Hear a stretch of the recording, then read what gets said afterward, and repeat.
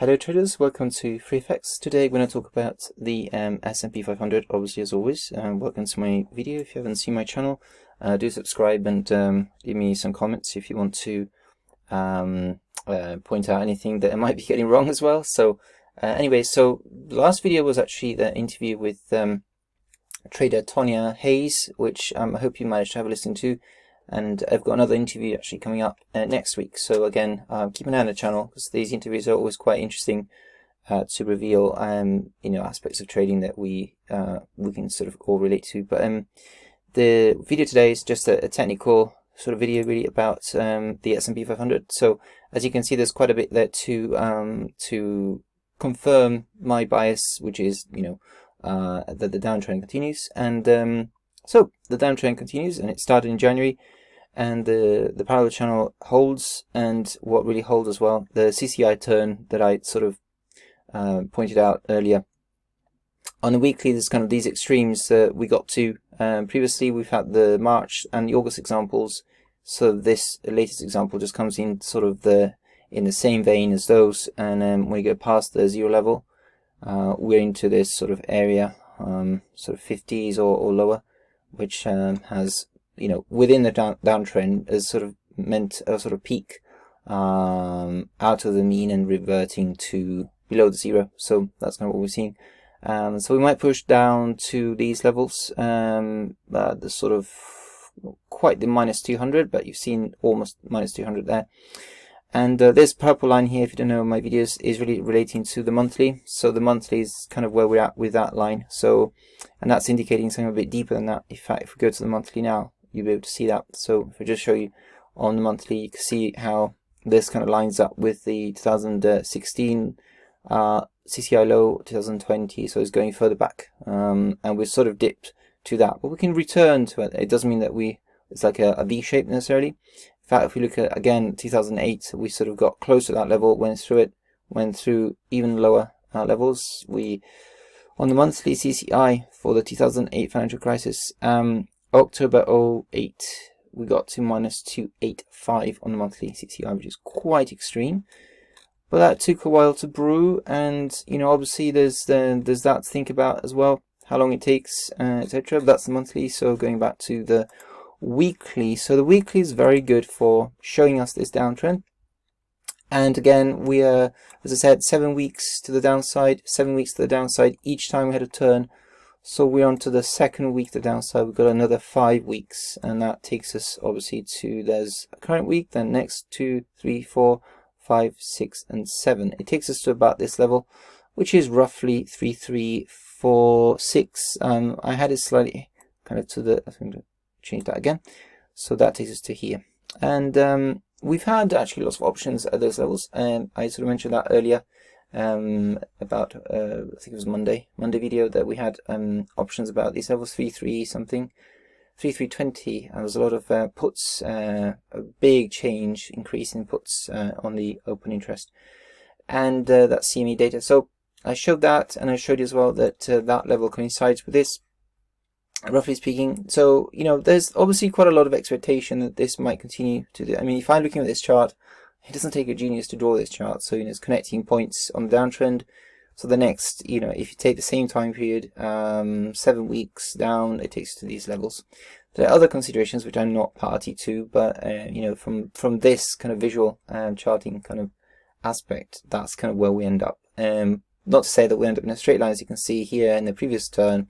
On the week of the 5th of September, there was a green candle, and then it's a very healthy candle, because the low of that week was 3,583 and the high was 4,076. That's 200, almost 200 points. So and then it's sort of the following week it peaked even higher.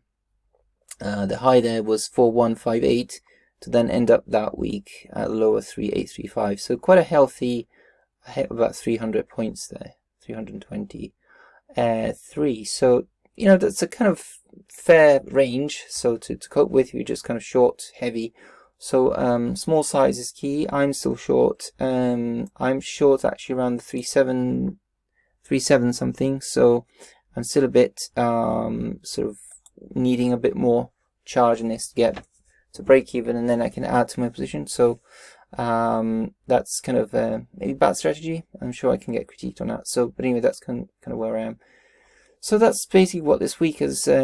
Fundamentally speaking, we've had all this.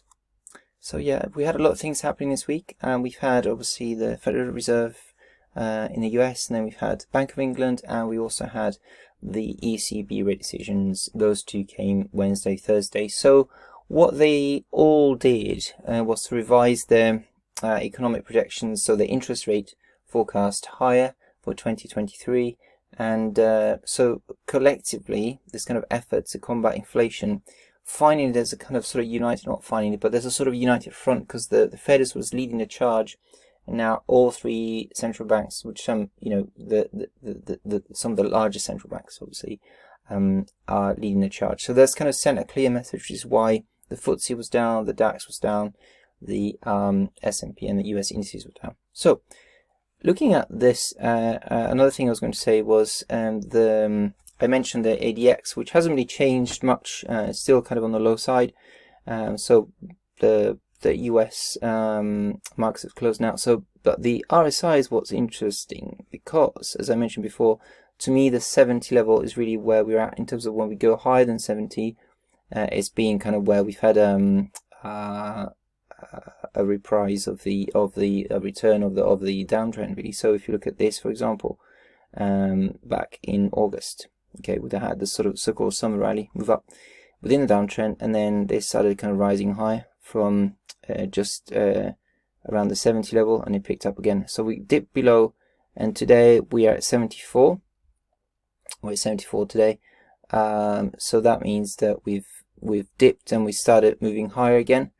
The VIX is actually, the daily VIX is at 23, so again it's not particularly elevated, but we sort of dipped to about 20 or just under 20, and then we sort of started going higher, and it's moved higher for about, I think, 2 or 3 days this week. So you know, since the Fed sort of spoke, since the press conference. So I guess I'm assuming next week being basically on the verge of Christmas and the holidays and the end of the calendar year, there might not be a lot of movement there. So obviously this now, instead of being a neat end to the year and sort of the end of the downtrend, etc., it's actually going to spill over into January, possibly February.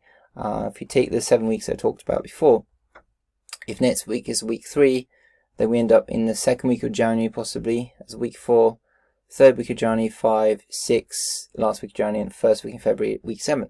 So we're certainly going further into next year, but by which time we're getting close maybe to the rate increases evening out or leveling out from the Fed, etc. So anyway, that's different considerations, and the advanced decline again was sort of going lower here, but it's not to say that we're going to pick up like the ATR.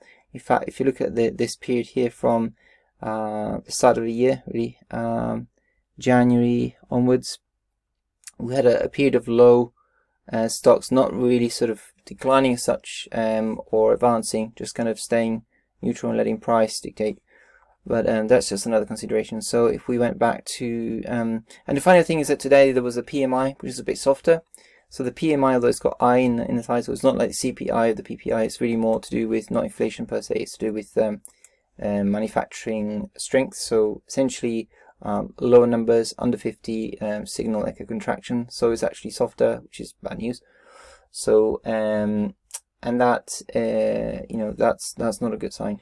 Talking about recessions, obviously the signs of recession are still there from the economic projections, summary of economic projections from the Fed. GDP for the US revised lower to 0.5. Can't remember the BOE and ECB, but anyway, so looking at the central banks here, this is from just a website with a summary of current interest rates from a large number of central banks around the world. I sort of ordered these by interest rate. So the lowest is obviously the Bank of Japan, which is at minus 0.1%, direction down. All the other ones you can see are up, except 5, I think. So the Turkish one still down, but at 9%, aiming lower. And previous rate was 10, so on we go. But the Fed is about in the middle, 4 point something there, 4.5, yeah, and the Canadian bank just behind, and then 3.5 for Bank of England, and 2.5 for the ECB. So it's not quite the Brazilian bank at 13.7, but it's still, you know, in the middle, leading the charge there. So it's good to know, but a lot of banks, you can see arrows up, are going higher because of inflation. It's not just a US problem, and that tells us that you know, this is not going to go away soon, and so we need to kind of get used to this environment. Anyway, so leading lower next week, we've just sliced through 3900. We're at 38.42 as we speak. Markets closed in US and Europe, so that's kind of how we end the week. So next week, Christmas, etc., there'll be the PCE, but really, I don't know how much. You know, today was the options expire as well, so intraday we had a bit of volatility anyway. So, but not sure what will happen next week, being the last week before Christmas. So, you know, if you look at the price action, we had quite a fair drop there from essentially 4,000 down to this. So we're back within that trend line in a channel almost. So if we go lower, then that's kind of within the fold, as we can see there from that. That was the CPI day in September. That pushed us all the way down to here. So that's kind of the expectation anyway. So I hope you enjoyed this. As I said, I hope you enjoyed the interview. We've got another interview coming up next week. So I'll do another video on Monday on analysis and see what the new week brings. So until then, have a great weekend, and see you in my next.